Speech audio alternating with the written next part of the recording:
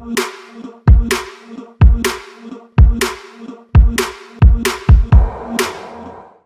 Guys, உங்கள் property நேயர்களுக்கு property ரிலேட்டடான அக்ரிமெண்ட்ஸ் பற்றி எடுத்து சொல்லணும் அப்படின்ற ஐடியாவோட நம்ம ப்ராப்பர்ட்டி அக்ரிமெண்ட் சீரீஸை இன்ட்ரடியூஸ் பண்ணியிருந்தோம்.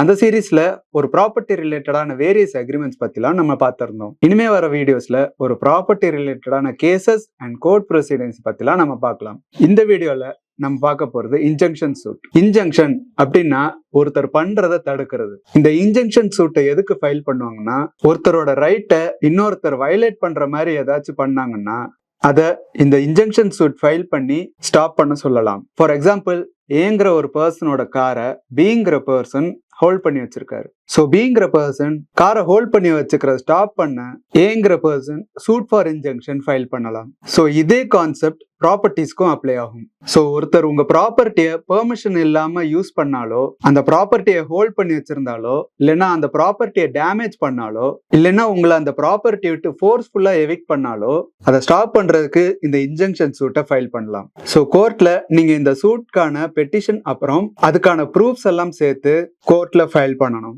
கோர்ட் 3 கோணங்கள்ல இருந்து இந்த கேஸை விசாரிப்பாங்க. First, prima facie case. Second, balance of convenience. And third, irreparable injury.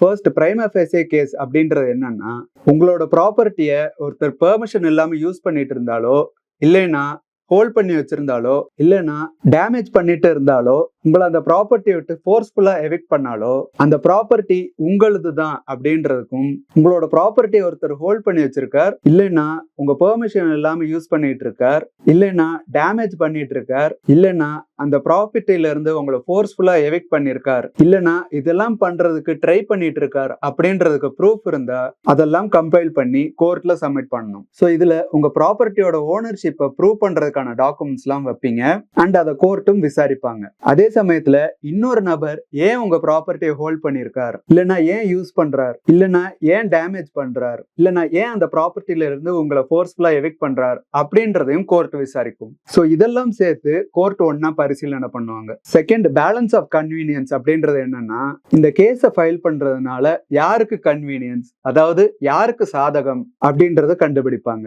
இந்த இன்ஜங்ஷன்னால 2 பார்ட்டிஸும் பாதிக்கப்படக்கூடாது அப்படின்றது கோர்ட்டோட கண்ணோட்டமா இருக்கும். ஸோ அதுக்கு தகுந்த மாதிரி ஆர்டர்ஸோ இல்லைன்னா சொல்யூஷனோ கோர்ட் கொடுக்கும். ஸோ இந்த ஆர்டரையோ சொல்யூஷனையோ தரையில கோர்ட்டு கேஸ் ஃபைல் பண்ண தரப்புக்கு பாதிப்பு அதிகமா இருக்கா, இல்லைன்னா எதிர்த்தரப்புக்கு பாதிப்பு அதிகமா இருக்கா, சட்டம் என்ன சொல்லுது, இதனால பொதுமக்களுக்கு ஏதாச்சும் பாதிப்பு இருக்கா அப்படின்றதெல்லாம் பரிசீலனை பண்ணுவாங்க. 3வது, இர்ரிப்பேரபிள் இன்ஜுரி அப்படின்றது என்னன்னா, பணத்தால் ஈடுகட்ட முடியாத ஒரு லாஸ் இல்லைன்னா ஒரு டேமேஜ். இந்த மாதிரி லாஸோ டேமேஜோ ஆனா எவ்வளவு பணம் காம்பன்சேஷனா கொடுத்தாலும் ஈடுகட்ட முடியாது. இதைத்தான் இர்ரிப்பேரபிள் இன்ஜுரி அப்படின்னு சொல்லுவாங்க. ஸோ கோர்ட் இந்த இன்ஜங்ஷனை தந்தாலோ இல்லைன்னா தரலைனாலோ ஏதாச்சும் ஒரு பார்ட்டிக்கு இர்ரிப்பேரபிள் இன்ஜுரி இருக்குமா அப்படின்றதையும் விசாரிக்கும். ஃபார் எக்ஸாம்பிள், என்கிட்ட 2 வீடு இருக்கு, அந்த 2 வீட்டையும் நான் ரெண்ட்டுக்கு விட்டுருக்கேன் அண்ட் என்னோட மாத வருமானமே அந்த 2 வீட்டுல இருந்து வர ரெண்ட்டை நம்பித்தான் இருக்கு.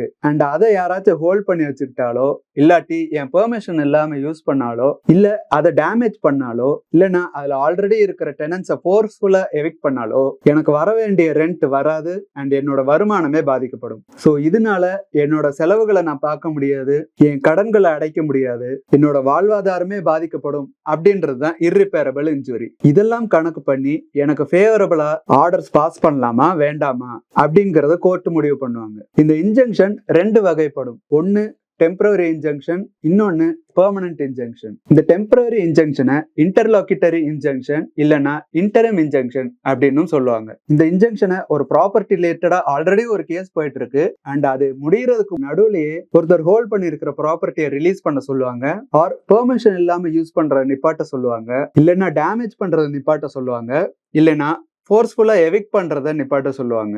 இது பெர்மனன்ட் இன்ஜங்ஷன் அப்படின்றது ஒரு நிரந்தர தீர்வு மாதிரி. இது ஒரு கோர்ட்டோட ஃபைனல் ஆர்டர். இந்த இன்ஜங்ஷன் ஒரு கேஸ் முடிஞ்சதும் நிரந்தரமா ஒருத்தர் ஹோல்ட் பண்ணிருக்கிற ப்ராப்பர்ட்டியை ரிலீஸ் பண்ண சொல்லுவாங்க, இல்லைன்னா பெர்மிஷன் இல்லாம யூஸ் பண்றத நிப்பாட்ட சொல்லுவாங்க, இல்லைன்னா டேமேஜ் பண்றத நிப்பாட்ட சொல்லுவாங்க, இல்லைன்னா ஃபோர்ஸ்ஃபுல்லா எவிக்ட் பண்றத நிப்பாட்ட சொல்லுவாங்க. ஸோ ஹோப் இந்த வீடியோல இன்ஜங்ஷன் சூட்டை பத்தி உங்களுக்கு நல்ல ஐடியா கிடைச்சிருக்கும் நம்புறேன். இந்த சூட்டை பத்தி வேற ஏதாச்சும் டவுட் இருந்துச்சுன்னா கமெண்ட்ஸ்ல மென்ஷன் மென்ஷன் பண்ணுங்க. உங்களுக்கு ப்ராப்பர்ட்டி ரிலேட்டட் queries இருந்தாலோ இல்ல வேற ஏதாச்சும் லீகல் queries இருந்தாலோ டிஸ்கிரிப்ஷன்ல இருக்கிற மெயில் ஐடிக்கு மெயில் பண்ணுங்க. அண்ட் எங்களோட லீகல் டீம் உங்களுக்கு தேவையான அசிஸ்டன்ஸ் கொடுப்பாங்க. அண்ட் அடுத்து வர வீடியோஸ்ல ப்ராப்பர்ட்டி ரிலேட்டடான வேரியஸ் கண்டென்ட்லாம் நம்ம போட போறோம்.